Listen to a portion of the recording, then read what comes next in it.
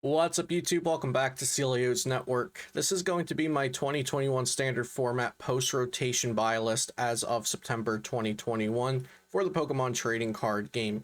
The rotation is happening in September. The newest set will be coming out late August, so this will be the most updated list of cards that you should buy to get ready for playing competitive decks in the Pokemon trading card game.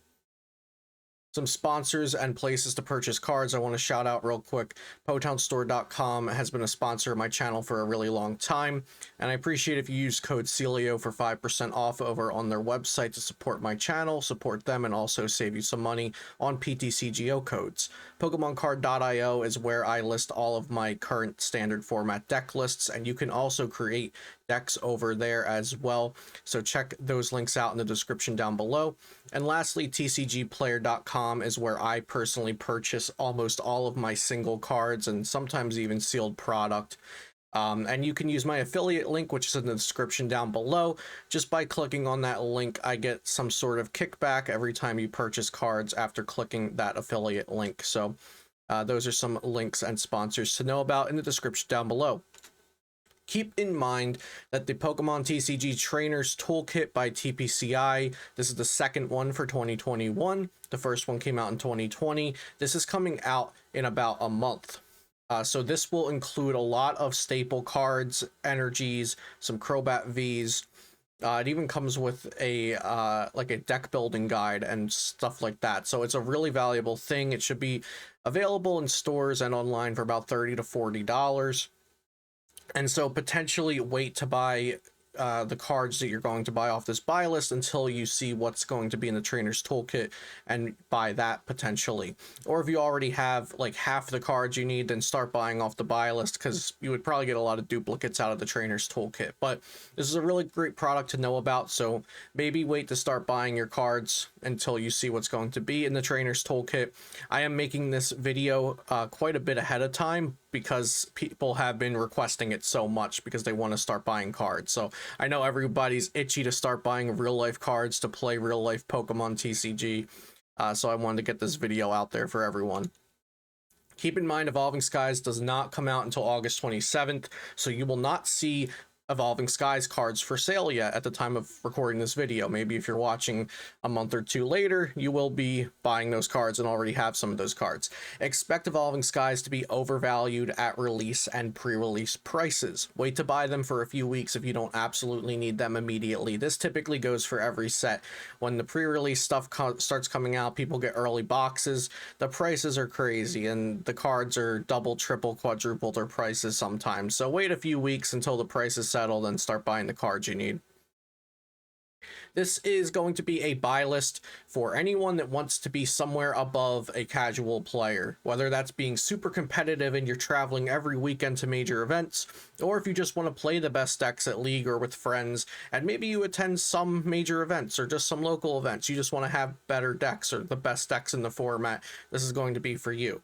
Acquiring the staple and important cards on this buy list should get you ready to build 90% or more of the Tier 1 and Tier 2 meta decks when rotation comes in September, according to my personal evaluation of the card pool, decks, and my 14 plus years of competitive experience, and I've been playing the Pokemon TCG for 20 years. I have done my best to play on a budget most of my years playing, while also having the cards to build any meta deck I need for a tournament. And this is done by buying singles and not sealed product, trading and selling your high rarity copies if you pull them or get trades for them.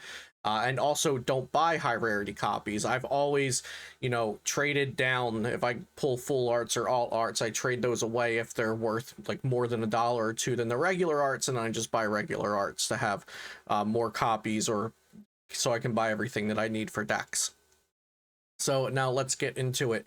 These are going to be the staple supporter cards you need, and what's great about a lot of these staple cards, most staples in the Pokemon TCG standard format right now are not expensive. You can probably get all of your copies you need of all the cards on this page for $5. $5 to $10 at the most, probably. So staple supporters are really, really cheap, as are a lot of staple Pokemon as well. Professor's Research, Marnie, Boss's Orders, those are the 3 best supporters in the game. You will be using these in most of your decks. Birdkeeper is a nice, like, runner-up supporter to those others, since it draws and switches for you. Melanie is going to be played in all water decks, or most water decks. Rose, I do think, will be getting some play. It didn't really see play in pre-rotation, but I do think it'll get played in post, especially in Rayquaza VMAX when that releases. Cheryl is a good healing card to have around. Team Yell Grunt, any deck that wants a utility supporter to remove energy. Karina's Focus is going to be seen in some non-Rapid Strike decks, but also in Rapid Strike decks because Octillery can search it out. And then Phoebe allows your VMAXs to get through things like Zamazenta and Decidueye, although we now have Path to the Peak to get through Zamazenta. Staple items, there's a lot on this page, so I won't be reading and going over every single one, but also, again, these are very, very cheap. I'd be surprised if this even cost you $15 for all the copies of everything on this page, because I truly think some of these cards are like 10 cents a piece, so maybe $20 at the most for all these cards, or maybe I'm just undervaluing what some of these cards cost, but I'm pretty sure you can get a lot of these cards for like 10 cents a piece. At the time of recording this video, of course. But these are the staple items, these staple supporters and staple items. If you build just a few, if you're going to just switch between a few decks, you'll end up using almost all of these cards because they are just very good at what they do. And also, I didn't mention this, but I will have a spreadsheet link in the description, so you can click on that and even make a copy of the spreadsheet for yourself, and then just keep track of what you still need to buy and things like that. And everything will be listed in a very neat spreadsheet, so you don't have to go back and screenshot all these images on the screen. These are the staple tools and stadiums, just like the supporters and items. I think if you go between a few different decks, you'll end up using most of these. The Single Strike Scroll of Scorn is only used for Single Strike Pokemon, but it is just a very great tool, and if you build any sort of Single Strike deck, you'll end up using that. If you build any sort of Single Strike deck, you'll end up building you'll use Tower of Darkness. If you end up building any Rapid Strike deck, you'll use Tower of Waters, so kind of like that. And these are cards that are not very expensive at all. Like if Single Strike Scroll of Scorn, it was $10, I wouldn't have put it on this page. I would say only buy it if you're going to build Single Strike decks, but it's like 10 to 20 cents, so it won't hurt to pick it up. And the stadiums are really good. We don't have a huge selection of great stadiums in post rotation, but you will be wanting to use a stadium if your deck is weak to Path to the Peak. So I listed some good options: Galar Mine, Training Court, and then Stormy Range if you're playing a Lightning or Dragon deck. These are some less important supporters, which undoubtedly will see some sort of play, whether that is fringe or they become good in a popular meta deck. But in my opinion, you do not need these to build decks, at least right out of the gates for post-rotation. They will see some sort of play and some sort of use eventually, but I do not think they will be prominent and necessary. So if you have, an extra $5 to pick up 4 copies each of these, go for it. But if you don't, these are not things to worry about or prioritize right now. Some less important items, again, not things to prioritize, but if you plan on playing a lot of non-rule box decks with low HP Pokemon, get some rescue trolleys. And then the rest are evolution specific tools. Ribbon Badge is only for Sylveon, Snowleaf is for Leafeon Glaceon, Elemental is for the original 3, and then Moon and Sun is for Espeon Umbreon. So if you're going to build any of those specific evolutions when those come out in Evolving Skies, then pick up some of the corresponding tools for them. These are the staple Pokemon. So again, just like the supporters and items, if you build a few different decks and switch between those, you'll end up using all of these cards, I believe, at least at the moment. I did add Articuno V in there because Dedenne is rotating, so I do think we'll be having decks that use that as just a little bit more supplementary draw, as well as Kricketune V, which I have as a 2 copy because any deck using Rose or potentially Rayquaza decks may play 2 Kricketune instead of 1. I have Zacian V in here. Now, if you're only strictly going to use Zacian V as a draw support Pokemon, you just need 1, but I have it there as a 4 of, because if you're going to play any Zacian attacking deck, you're probably going to want 3 or 4. And Zacian also is not very expensive, so I was comfortable putting it here as the 4 of quantity because it's a good card to have. It's just such a strong card. Crobat I have as a 4 of, but if you are definitely never ever going to play Eternatus VMAX, you should only need 2 Crobat Vs, but Eternatus VMAX does need 4 Crobat Vs. The rest of these are going to be just generically used as support. Chinchino, Snorlax, the Inteleon line, Oranguru, Pumpkaboo bumps stadiums, Zigzagoon adds damage, Eldegoss V gets a supporter back, and then the Octillery, again, it's specific to Rapid Strike, but they're not too expensive, and I do think that if you're going to build like several different top tier decks, you'll end up coming across a Rapid Strike deck that you want to build at some point, and you'll want to be trying out Octillery in it. Next, these are the tier 1, tier 2 attackers. So all of those things that we just talked about, the supporters, the items, the support Pokemon, those are everything that is going to support the main focus of your deck. And here we have what I think the strongest main focuses of decks will be. We have Single Strike Urshifu VMAX, Rapid Strike Urshifu VMAX, both of the Calyrexes, Alchemy VMAX, Eternatus VMAX, Victini VMAX, Umbreon VMAX, Rayquaza VMAX, Zapdos V, Galarian Moltres V, Galarian Rapidash V, Cramorant V, and Gengar VMAX as of Evolving Skies. You'll notice that this entire page is made up of V and VMAX Pokemon, and that's just naturally what's going to be happening right now in the metagame, because V and VMAX are the mechanics that Creatures Incorporated are pushing with their card design right now, so those will be the prominent cards at the forefront of the meta, because that's how the game designers want it to be. So we are playing in a VMAX metagame, just like the VGC has been playing in a Dynamax Gigantamax metagame. Tier 2 and Tier 3 attackers. Now on that previous page, those are going to be the top decks, the most popular decks, attackers that you want to have in your collection if you're going to want to play any of those decks. Here we're going down a notch to the Tier 2, Tier 3 attackers, which I don't have as much faith in as I do as the cards on the previous page. Some of these cards like Leafeon VMAX, Sylveon VMAX, I've already started testing myself, but they don't show the raw power that those cards on the previous page show, but all of these cards are definitely playable. They're very playable. They just might not be as overwhelming or as popular, as powerful, as likely to win matches as those cards on the previous page were.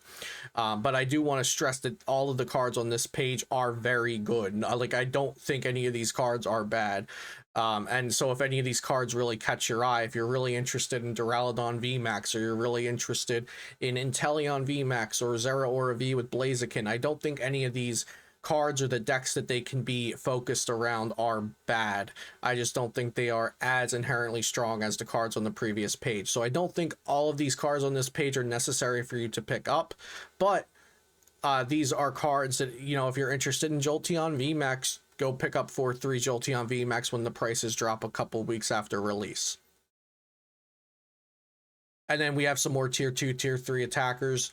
Decidueye, Altaria, they're both wall attackers. I think they'll just naturally sit in the Tier 2-ish range, and then seem really good when nobody's countering them, and then really bad when people are countering them. So they're not really cards, like, you don't want your only deck you have built to be a Decidueye deck, because sometimes the metagame is just going to be overly prepared for you, and you probably won't be doing very well. But then sometimes you're going to want these cards in your collection, because you're going to say, hey, I don't think people are countering these wall type Pokemon, and I might be able to take a lot of free wins. So they're pretty cheap cards, and cards that are good to have in your collection, but they're never going to be like the best deck in format, in my opinion.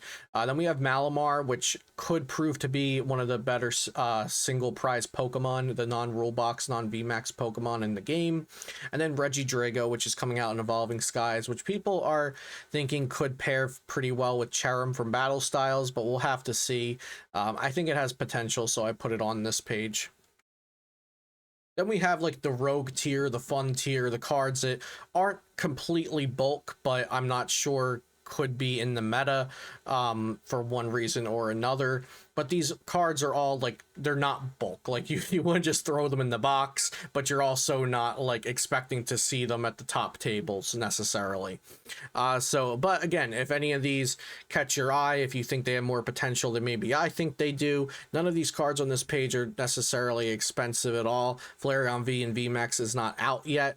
It might have some EV hype around it and be expensive at release, but shouldn't be too expensive. But yeah, all of these are fairly cheap to build if you wanted to, and I think they could all create functioning decks. I just don't know that they will be necessarily considered to be in the top of the metagame. Then we have specific support Pokemon.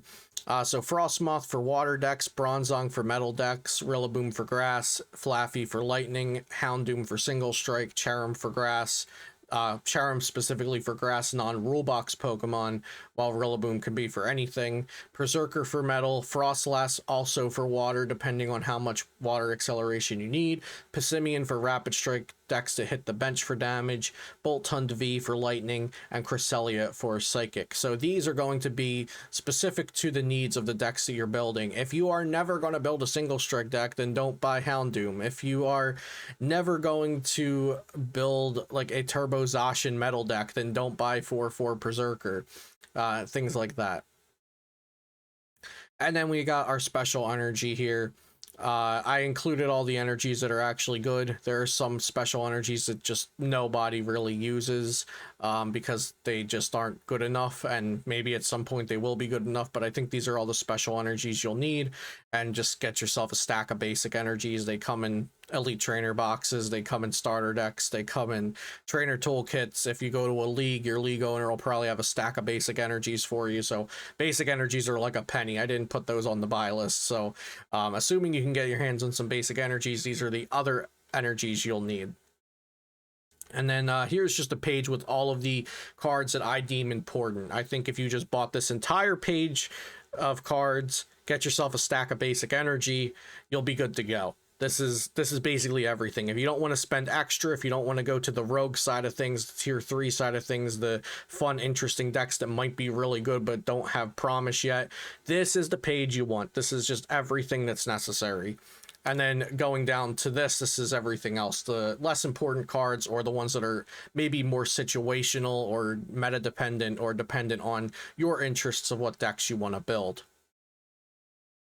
And then, like I said, I have the spreadsheet link in the description down below, so you can click on that, keep track of what you need. And that's going to be everything for me today. If you have any additional questions, please let me know in the comments down below. I love reading the comments from you all, and I hope this video helps you in some way create your buy list for post-rotation of the Pokemon trading card game. Please do subscribe to the channel for daily Pokemon TCG content if you enjoyed this video, and leave a like and a comment like I said earlier. Thanks so much for watching. Have a great day, and I'll see you next time here on Celio's Network.